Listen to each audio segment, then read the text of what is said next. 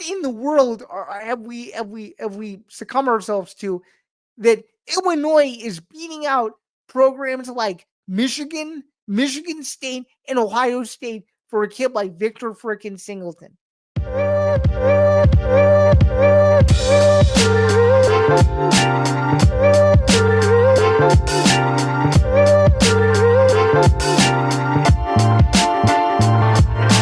Welcome in, everyone. Happy February to you all. I said this on Bando's Blitz a few days ago, but now we're officially into February of the Bando's Breakdowns 2025 season. My name is Zain Bando. Thank you again for joining me. It is very, very much appreciated as always. Just wanted to get into a few quick reminders before we start the show this week as usual. First things first, be sure to like, follow, and subscribe to the Empty the Bench Podcast Network. Slowly but surely approaching 1,000 subscribers. Just surpassed 900. Very easy to do. YouTube.com/ETB Network is the place to do exactly that. And of course, I would be remiss if I did not remind you also to please be sure to listen to Bando's Breakdowns wherever you get your podcasts, whether that's Spotify, Apple Podcasts, Acast, YouTube Premium, and so much more. You can do so there as well. And of course, be sure to add me to your feeds. That way you won't miss a single episode of this show and all of your other shows that not only you follow across ETB, but elsewhere as well. Just nice to keep your podcast feed curated in a way to where you are getting the content that you supremely desire, if you will. So be sure to stay tuned for all that. Be sure to just remember also that you can listen and or watch at your leisure. So if you are listening to this, be sure to go back over to the YouTube home and of course the inverse of that as well. Wanted to make mention of this too because we haven't had a chance to really promote this fully yet, if you will. But now our new home for all of the other extra content that you'll get on the ETB network is live on Substack. You can go to etbnetwork.substack.com, of course, better known as the ETB Substack. For just $5 a month, you're going to get extra bonus content. You're going to get an extra zinger from me that you're known to seeing on this show. You're going to get unnecessary wagers from Nick DiMartino. You may know him from Forever Power 5 and the Football Forecast. You're going to get tons of great content, even the Return of Monty moment and so much more. So if you like everything that you're seeing on our network right now, go and support our new venture. We just launched the other day, the Sunday night that's before Super Bowl week. You can check out the first piece from NFL ETB analyst Grant Winsauer previewing Super Bowl 59 between the Eagles and the Chiefs. You can get all of that and so much more. etbnetwork.substack.com. You won't want to miss any of the content that we have coming out in the near future. So stay tuned for so much more because it is going to get busier rather quickly. And just as a quick reminder, too, that Bando's Breakdowns is presented by Playback. Playback has been a wonderful sponsor to us, as I say, every single week. We do everything from NBA live streams to college football playoff watch-alongs. We did a couple of those. We did the Cotton Bowl between Ohio State and Texas. We did the national championship between Ohio State and Notre Dame. And we've done tons of other content over the last year. So shout out to them and all they do in making sure that people can watch sports, not just without the need for cable, but also with their friends. And speaking of watching sports with your friends, here we go. And speaking and also to keep in mind too that Playback is further expanding. They just added Unrivaled. They're going to add Major League Baseball. They have tons of stuff in the pipeline. Good chance they might get football back next year. There doesn't seem to be a ton of clarity on what that is exactly going to look like, but a lot of exciting stuff from the content end, specifically from our community. And I guess speaking of the community aspect and so much more, without further ado, here we go. Watching sports is more fun with others, but we spend too much of our time watching alone. Playback is a virtual space where communities can stream live sports together with everyone perfectly synced up. Creators can hop on stage, deliver their own play-by-play analysis and commentary, and invite viewers up for Q&A. Playback makes watching sports fully interactive and a social experience, from playing fantasy sports, repping your favorite players and teams, and watching with the commentators and communities you care about. Win or lose, sports are best enjoyed together. And of course, you guys know where to find all the details surrounding that as well. Now, with all of that out of the way, let's get into the show because we have a packed show this week. We're going to start, obviously, though, with Zain's overview, what we're going to be getting into this week on the show. A lot of stuff. We're going to be talking about a mix of everything. We got some NBA trade madness that broke late Saturday night and early Sunday morning and spilled over into the end of the weekend. We're going to talk about the potential implications of these trades, what they mean. As you guys know, I'm not really an NBA savant, so I had to do a bunch of research before getting into really what these trades meant. Of course, I obviously know them on a relatively basic level. Trying to compare them to sports I actually understand was a little bit more difficult, but we are going to get into that as well. We're going to get into the madness that is the Dallas Mavericks. We're going to talk about the aftermath of the Doncic trade. Obviously, we'll talk about Zach LaVine no longer being on the Bulls and so much more. We'll also preview the Super Bowl.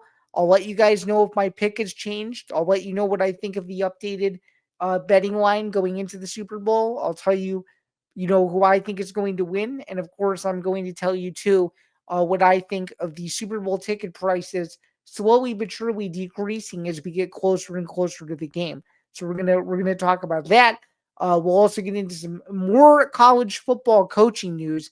Another bombshell hider involving defending national champion Ohio State and what that means. Um, um, excuse me, a bombshell departure, if you will, involving national champion Ohio State. We'll talk about what that means.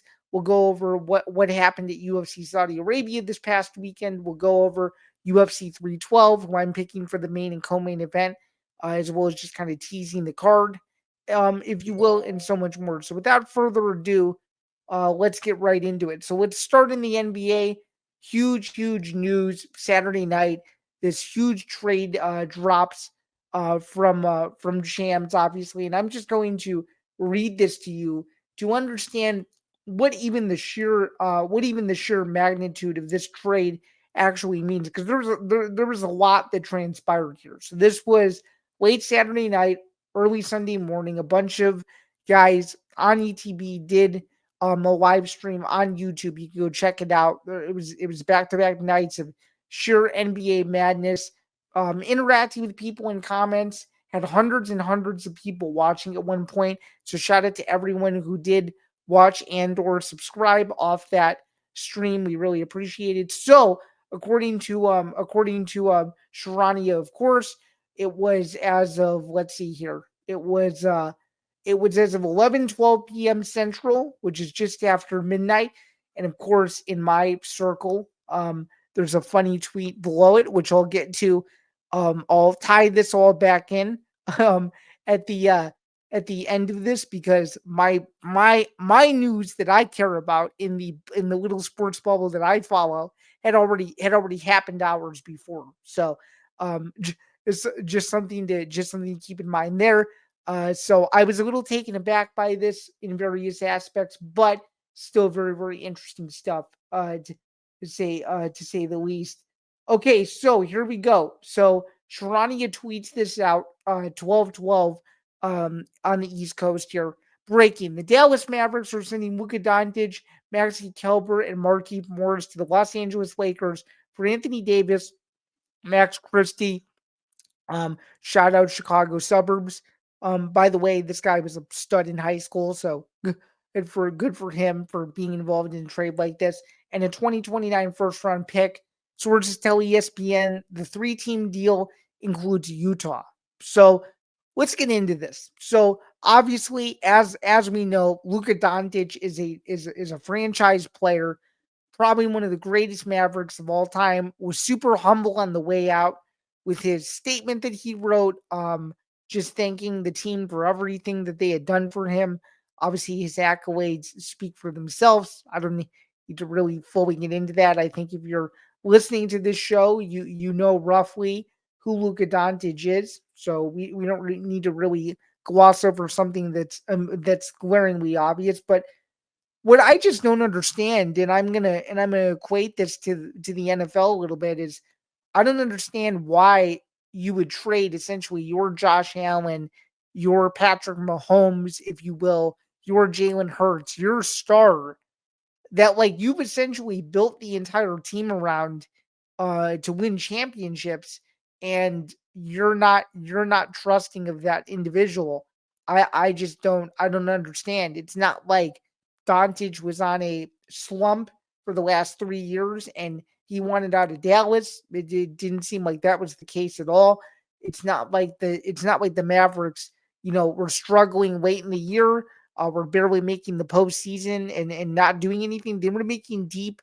They were obviously they were making deep playoff runs. Playoff runs that obviously resulted in a whole lot of success. And of course, when you take a look at even as soon as or excuse me, even as even as soon as even as soon as of course, even as soon as last year's NBA Finals. I mean, you go to the NBA Finals, you lose to the Boston Celtics. That's what I was trying to get at. I just wanted to make sure I had all my ducks in a row. But you go and you lose the NBA Finals to a very good Boston Celtics team that went on their own magical run, had a ton of key pieces there. Obviously, Jason Tatum for them had a great postseason last year. So it wasn't entirely out of the question that Dallas couldn't contend with a team like Boston. But what was interesting to me is, you're trading away the centerpiece of your franchise in Doncic, and he literally led he led you to the NBA finals, and now you don't you don't trust him to do it again after, getting to the highest level of the sport that you could possibly get at. Like, you know, even relating it back to, UFC terms, like they would never do this, but it would be like a bombshell version of somehow, some way, Jake Paul and Dana White making up. Okay, somehow, some way they settled their differences. They forget about what happened in 2020 and 2021 and even 2022 when Jake started to become a superstar, obviously, and they say, look, we want to go in a new direction. We'd like to bring you into the UFC, but in order to do that, we need to trade one of our big stars. It would be like, for example, Jake Paul going to the UFC and telling Alex Pereira, hey, we love you. You've saved 4 UFC events for us, or however many UFC events it's been now. But we don't think you're worth the value to the company that the fans do. So we're gonna let you walk and go to PFL. That's the kind of magnitude to me, or the closest explanation that I can think of. And I know there's gonna be people like, oh, Zan, it's different. It's different promotions. I think what people forget is trades in MMA have occurred before. One of the most famous being obviously Demetrius Johnson, losing his flyweight championship to Henry Cejudo, right? And then sure enough, the UFC says, oh, we're going to go sign Ben Askren from one championship, who was undefeated at the time. And of course, look at how that panned out. That guy never fought for a title. That guy was known for getting knocked out with a very famous flying knee, one of the most viral knockouts in UFC history, and was never the same fighter. Whereas DJ went in, became their champion, and retired on top. So I think it just goes to show you how interesting sports trades, not just in the NBA, but sports trades, period, even as far down as professional fighting, can really have an impact on an entire business. And now I think this is huge for the Lakers to get Luka, because now you get Luka and LeBron on the same team, and now the Lakers might mess around and go win an NBA championship. And look at how much they were somewhat struggling. Within even about a month ago, there's going to be a new sign of life in LA. And as far as the Bulls are concerned, with this whole Zach LaVine thing, it's really frustrating, to be quite honest with you, to be a Chicago sports fan. I'm going to the Blackhawks game on Friday night with a very good friend of mine, and you know who you are because you listen to this show every single week. But like this Zach Levine news is now just another level of I mean, it's just another level of ineptitude in Chicago sports that you can't even describe. Like trading Zach Levine from the Bulls is like trading Caleb Williams from the Bears. Like I don't even know. Like if for whatever reason Caleb Williams was traded, I don't know tomorrow, it would never happen. But let's just say in the hypothetical scenario that Caleb Williams, the face of the franchise, number one overall pick, USC grade, former Heisman Trophy winner, all that stuff. Could you imagine the level of just vitriol in this town if Caleb Williams walked or was somehow traded from the Bears? It would be astronomical. There would be people that would want to raid Hallis Hall, who would want to raid Soldier Field. Like it would be like it would be as it would there's this whole adage, and I'm not gonna harp on this too much, but there's this whole adage in sports that like people take sports way too seriously, but sometimes, and this is what I learned too, like sports are an escape for some people. Sports are an escape for me. Do, you know, doing doing this, quite frankly, like I mean, I don't have to do this, but I know that obviously because I want to get better on camera and stuff, it lets me do exactly that. My point in saying it is people following sports and people investing in sports. For some people, it's more than just generally like, oh yeah, I like this team. I care about the team. I care about whatever. A lot of people want to see their teams be successful, and I could not imagine what it's like being a Mavericks fan. And to be quite honest with you, being a Bulls fan, it's the same stuff, man. Like, it's clear that the city's fed up. They're probably going to blow up the whole team now. They had a chance to be really good a couple years ago, and they let the whole team walk. And the Bulls just aren't the same. Like my heyday era, I'll never forget it. 2010, man. Derrick Rose, Joakim Noah, Taj Gibson, CJ Watson, um, Ronnie Brewer. I mean, those guys were the Bulls to me. And now, ever since Derrick Rose has left, and now I know they have Ayo Dosunmu, and of course, Ayo Dosunmu and I went to Illinois at the same time, and I'm very happy for him that he's playing at the highest level. But it just isn't like it isn't the same. Like the connection with the Bulls to me has just been kind of lost on me. The same goes for the Hawks. Like, Patrick Kane and Jonathan Tays are no longer there. Like when you lose certain pieces, or if you lose certain pieces in ways that make you feel a certain way, myself included, there's going to be more of a casual interest in a sports team. And I just feel differently about those sports than I do maybe football, college, or the NFL. I feel like if you're in that space, if you're in that world, either if you cover it or if you're a content creator of any sort, which I am, both of those things, I feel like you have more of a connection to some of these stories. And I feel like with some of these other sports, where if you're not, on the day to day grind of what the heck is going on, like someone like myself, it gets harder to really encapsulate what it all means. So that's just my little rant on what sports mean to some people. But these are obviously travesties to some, but miracles to others. So congratulations to everybody involved in these trades. And just a message for the Bulls: be very strategic in next year's in the next two drafts. Really, really, really consider taking a stab at guys like Kasper Siakachonis, Cooper Flag, any of these superstar players. Really, really take a look at these guys, because both of those guys that I just mentioned are on various watch lists. Both are more than likely, assuming that Illinois doesn't collapse anymore, more than likely will make the NCAA tournament. And I think these two have a chance to be huge stock risers in their first few years in the NBA. So please take a look at taking a risk, making a splash, and going from there. All right, let's move on now to the Super Bowl, Super Bowl 59 preview. It's here. It's the week of the Super Bowl in New Orleans. Philadelphia versus Kansas City.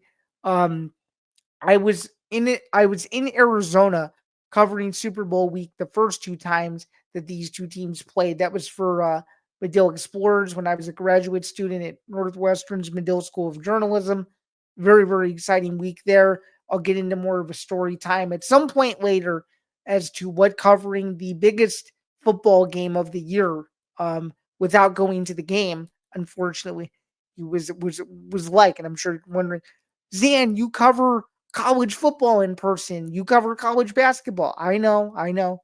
I'll explain the whole story and just kind of where I was on my career trajectory at that point. But I got to say, being able to cover stuff now in person is pretty fun. But I divert for just a second. Let me get back to the task at hand here. So we have the rematch now, and of course, it's the second time in 3 seasons that these two teams will be playing each other. Kansas City won the first one, 38-35. They have a chance to go for a three-peat in the Super Bowl, of course, and obviously it's of course historic. It's sports history. Um, I personally think it's going to happen, and I understand, as I alluded to last week. I'm going to say it again. I understand that there are people that don't want Kansas City to win the Super Bowl. I get it. There's obvious reasons. You either don't like Patrick Mahomes, you don't like the relationship of Taylor Swift and Travis Kelsey, you don't like how much quote unquote preferential treatment the Chiefs get by the referees, which that's a whole other discussion in itself. I think the referees ruin the AFC Championship, and on the contrary to that, as I alluded to last week, the Bills should have never been in that position to begin with. I don't have to rehash that.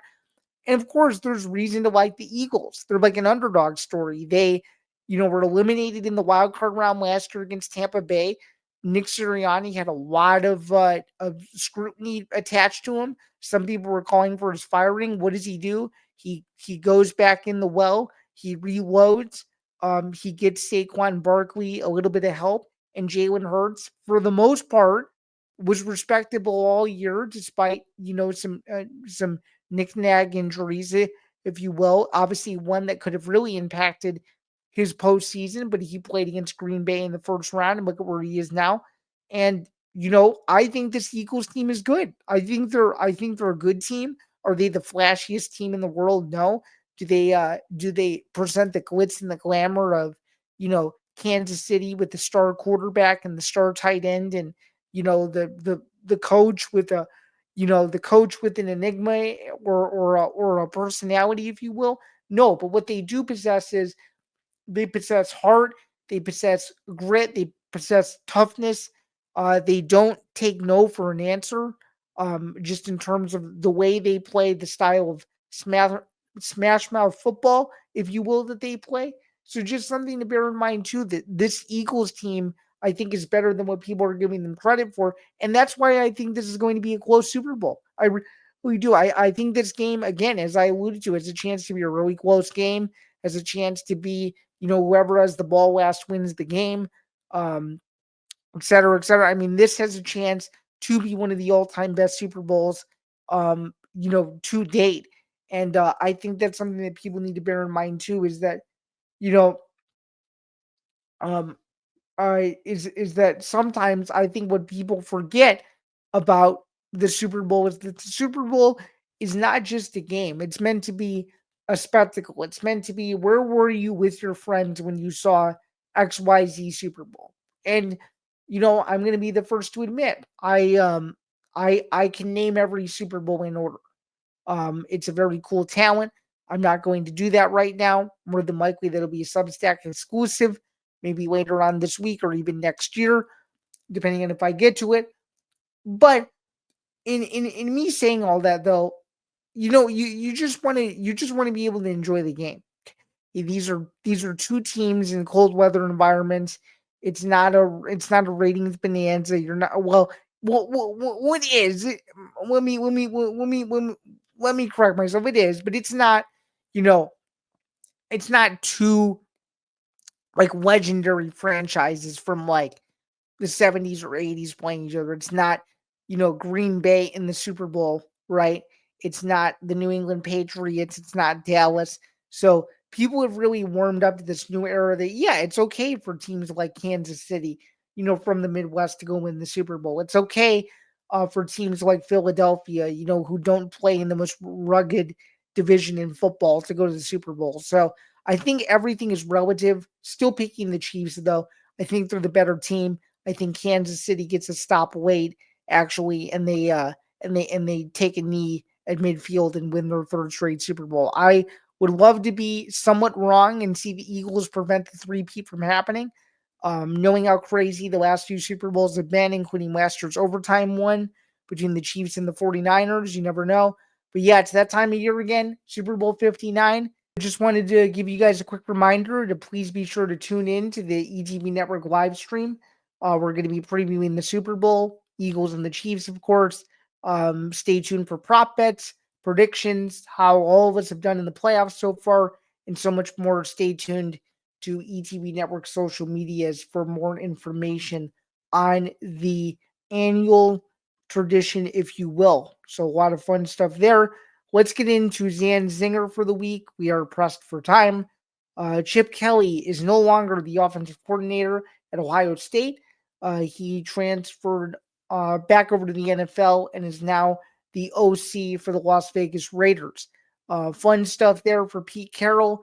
Huge get. One of the best offensive minds in all of football. Has experienced a lot of different places, of course, including the Pac-12 when he was most formally the coach at UCLA as well as Oregon. Again, huge mentor for Ryan Day. How will Ryan Day do on his own? That remains to be seen. At press time, it does not seem like Ohio State has officially hired an offensive coordinator, but of course, that could change in the coming days. Let me just make sure that no news is broken. No, not at present. There are a couple names, though, that could very much replace Chip Kelly. I think this is a huge move for the Las Vegas Raiders, and I'm going to tell you why. The Raiders have a tradition of being excellent. Okay, Raiders have been around a long time, sustained success, 70s and 80s, 3 Super Bowls. My personal favorite, 1976. Out of those 3, go look it up if you haven't. One of the greatest teams ever. I could go down the list really quick. Ken Stabler, Jim Otto, Gene Upshaw, George Atkinson, Fred Biletnikoff, Phil Villapiano, so many other just legendary names. Of course, John Madden was the head coach of that Super Bowl team, went to Super Bowl 11, played the Minnesota Vikings. It's the famous Willie Brown interception for a touchdown, the really famous NFL Films video of him running into the end zone. Again, if you haven't seen it, another all-time iconic classic moment that all NFL historian nerds like myself should definitely know about. One of the greatest teams ever, one of the most old school teams ever. Got away with a lot of stuff that you wouldn't see today, would stick them in all that, but let's pull it back to the present. I think the Raiders are trying to be rebuilt in this swagger West Coast image. We are almost like, we're coming in, we're, I'm Pete Carroll, I'm Chip Kelly. I'm here to restore the greatness of the Raiders. That's what it seems like to me. Mock drafts are everywhere. Do they take Shedeur Sanders? Do they go a different direction? I don't know. But all I know is this: Chip Kelly on the Raiders, huge deal for everyone involved. And I really do hope it works out because when this franchise is good and when this franchise is competitive and when this franchise is in the news, sometimes for the wrong reasons, um, as they used to say during their 80s Super Bowl run, no press is bad press. I think it was Howie Long or somebody who said that because they used to have a sign in their tunnel that said cheating that said as long as it's something like as long as you win, cheating is encouraged. So I'm not insinuating that Pete Carroll is going to cheat and or Chip Kelly is going to cheat, but hopefully with these hires, the Raiders can have their stigma attached to them and so much more. I really do want to see this franchise do well. Looking forward to going to a game at Allegiant Stadium in the near future.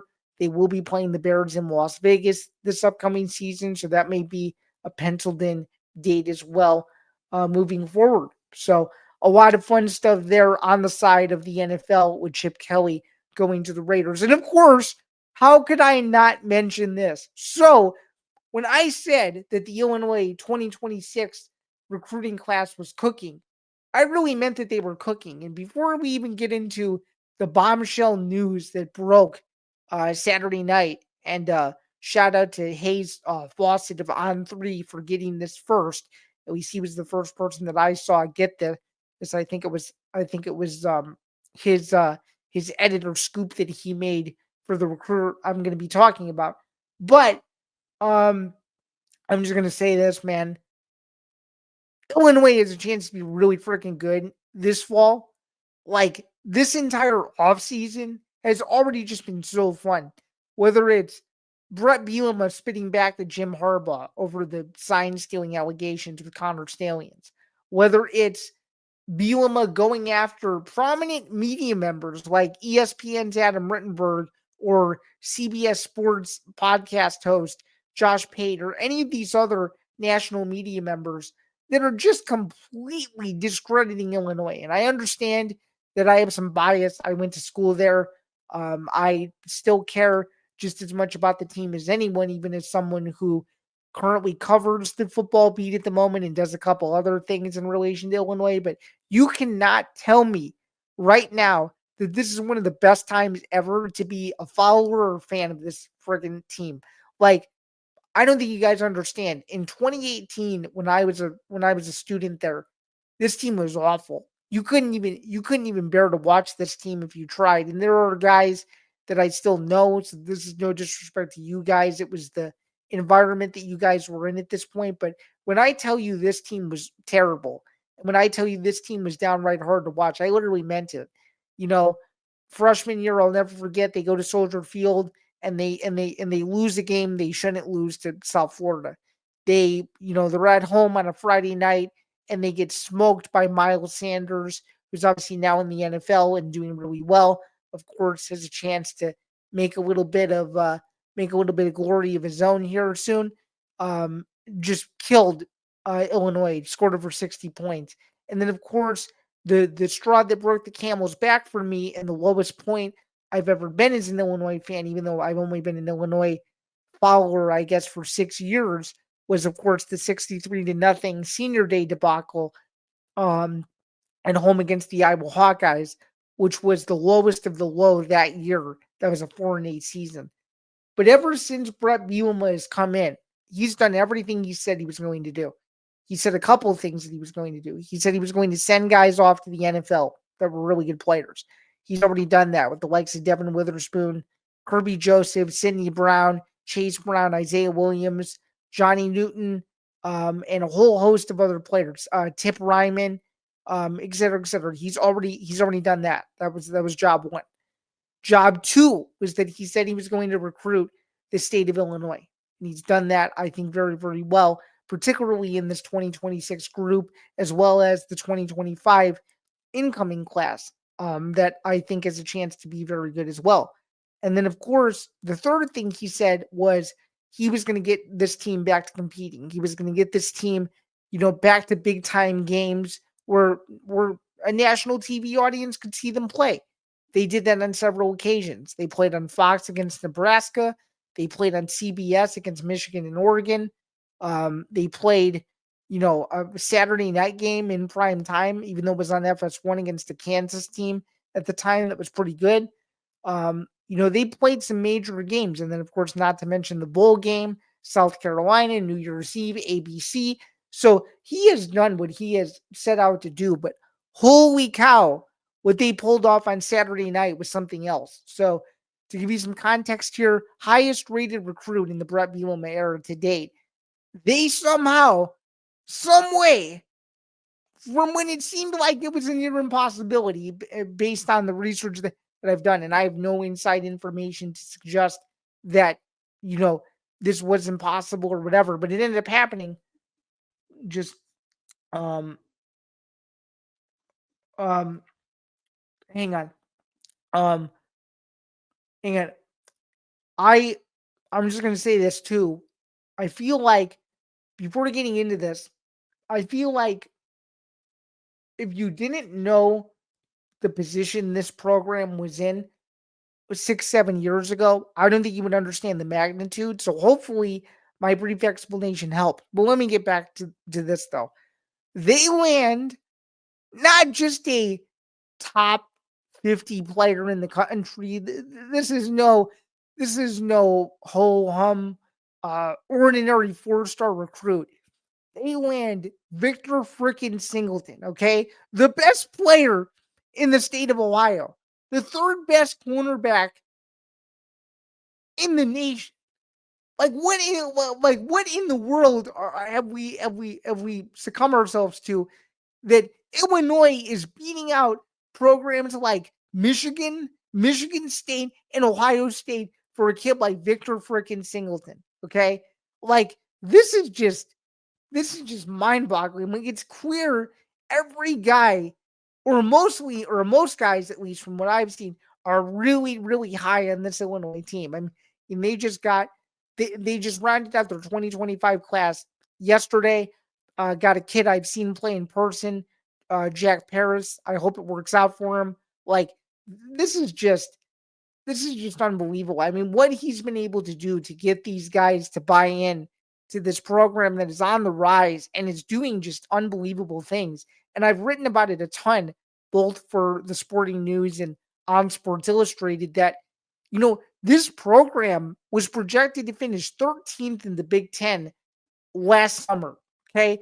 They finished fifth in the Big Ten, and their only two losses were to the two teams, or two out of their three losses were to the two teams that made it to the Big Ten championship and another team who made a bowl game. Okay. That's pretty darn unbelievable. And to cap it off, against a team in South Carolina that had won 6 games in a row, probably was screwed out of a playoff spot, could have gotten in, and Illinois beat a potential college football playoff contender.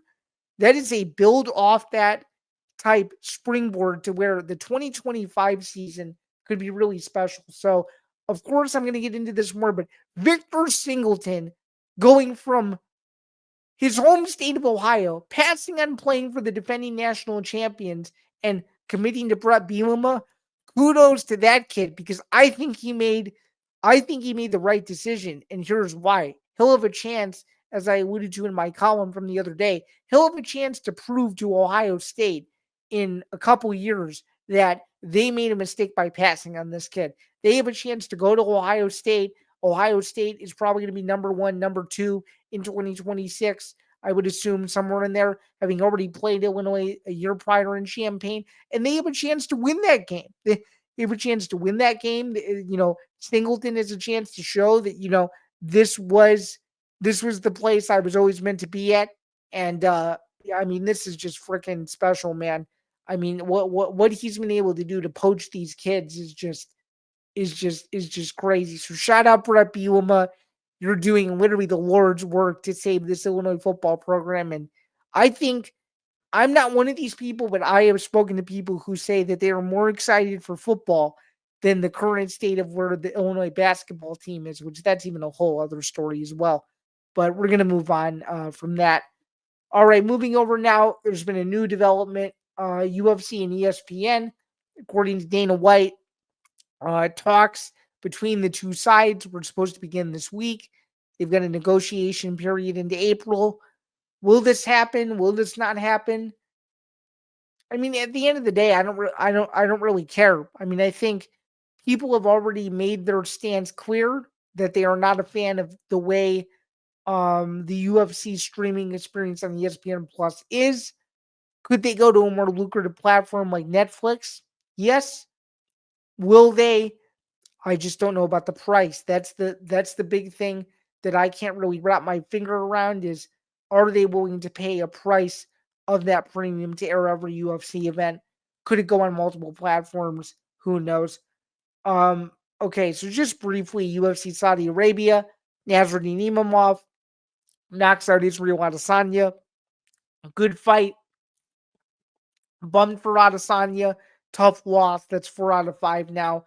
Imamov has won 4 in a row. Pretty solid performance. Puts him right in line for a shot at a title or a potential fight with Hamza Chimaev. Not the greatest card. for me, predictions wise, went 6-5, now 4 above 500, hoping to get back on the horse this week. Then, of course, to wrap up the show, UFC 312, I've got Dricus du Plessis beating Sean Strickland to defend his UFC middleweight title. A lot of trash talk going into this one. Huge rematch from a year ago in January. Close fight. I just think DDP is the better fighter. I think he figured Sean out. I think Sean is too much in his head to think about what he's going to do versus actually doing it. His interview with Bret Bielema, in my opinion, was a little bit cringeworthy, and I just don't see how this fight really goes any differently. And I also like Weili Zhang to knock off Tatiana Suarez. If you want more info on these two fights and all of the news in MMA, check out the latest edition of the MMA Outsiders, which dropped last night. Okay, looking at Zain's look ahead, it'll be the end of the football season by the time we're back here next week. We'll get more into college basketball and so much more. Illinois has a couple of games coming up. I will be more than likely in Champaign for Illinois versus Michigan State on February 15th. That'll be Terrence Shannon Jr.'s jersey honoring, if you will, given all the accolades he achieved at Illinois and all that. So we'll talk about all that. We'll recap the Super Bowl. We'll get into how I thought UFC 312 went. We'll get into the next UFC Fight Night card from the Apex on February 15th and all those fights and so much more. So that'll do it. And of course, no errors this week per usual. All right, that's going to do it for episode 36 of Bando's Breakdowns. Again, just as a quick reminder that Bando's Breakdowns in every single show across the Empty the Bench podcast network is presented by Playback. Of course, go to playback.tv/EDB network and join our community to find out more about all of the live streams that we have coming up. And just as a final reminder, be sure to listen to Bando's Breakdowns wherever you get your podcast. All right. So for myself, Zain Bando, and everybody else here at the Empty the Bench Podcast Network, this has been another edition of Bando's Breakdowns. Enjoy the Super Bowl. Eat a lot of food. Don't have too much fun, I guess. Enjoy UFC 312 if you are watching that the night before as the appetizer to the meal, being the Super Bowl, if you will. And be sure to tune into the Super Bowl live stream on Saturday afternoon for more picks and analysis on the big game. Until then, I hope you have a wonderful rest of your day. And we will talk to you guys next week where the NFL season will be officially over. Until then, have a good one.